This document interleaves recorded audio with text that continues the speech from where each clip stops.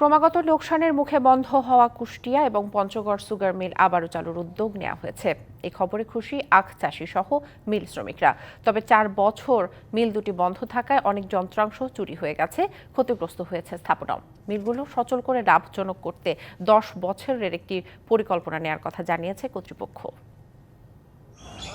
ক্রমাগত লোকসানের অজুহাতে 2019-20 অর্থবছরে কার্যক্রম স্থগিত করা হয় একসময়ে লাভজনক প্রতিষ্ঠান কুষ্টিয়া সুগার মিলের।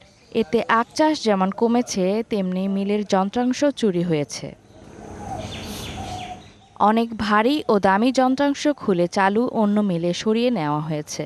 এছাড়া ক্ষতিগ্রস্ত হয়েছে অনেক স্থাপনাও। আবার মিল চালুর খবরে খুশি কৃষক ও শ্রমিকরা। ভঙ্গুর অবস্থায় থাকা মিলকে চালু করতে হলে আখ উৎপাদন বাড়ানোর পাশাপাশি আছে নানা চ্যালেঞ্জ। জেনেক্সে শিফট করো, লাইফকে লিফট করো।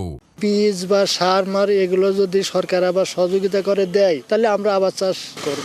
মিলকে সচল করে লাভজনক করতে 10 বছরের একটি পরিকল্পনা নেয়ার কথা জানিয়েছে কর্তৃপক্ষ। এবং উনারা বলছেন যে পর্যাপ্ত আখ প্রাপ্তি সাপেক্ষে লাভজনক উপায় চালাতে হবে। এখন কি যন্ত্রপাতি লাগবে এগুলো একটু আমি ওনাকে এস্টিমেট করে দিতে বলছি। এই মিলটাকে যদি আবার পুনর্জীবিত করতে হয়, এর জন্য আগামী 10 বছরের পরিকল্পনা করানোর জন্য সদর দপ্তর থেকে একটি নির্দেশনা আছে, সেই অনুযায়ী আমরা এগোচ্ছি। এদিকে পঞ্চগড়ের ভারী শিল্প চিনিকল বন্ধ থাকায় অন্য ফসল চাষে ঝুঁকে পড়েন আখ চাষিরা।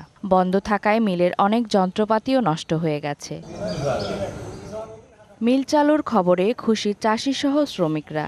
আখের দাম বৃদ্ধি এবং সহজে সার কীটনাশক দেওয়ার দাবি তাদের। আমাদের সুবিধা, পঞ্চগড় মিল যদি চালু হয় তাহলে আমাদের একটু মনে উৎসাহ বাড়ে, আমাদের আশেপাশে সবাই উপকার আরও করবে। মিল চালু ও আখের চাষ বাড়াতে কাজ শুরুর কথা জানিয়েছে কর্তৃপক্ষ।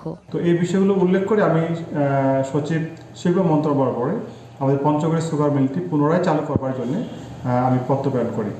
প্রতিষ্ঠান দুটি চালু হলে কৃষকের পাশাপাশি লাভবান হবে লাখো মানুষ, পাশাপাশি গতি আসবে জেলার অর্থনীতিতে, এমনটাই প্রত্যাশা সবার। Saima Akter, DBC news desk.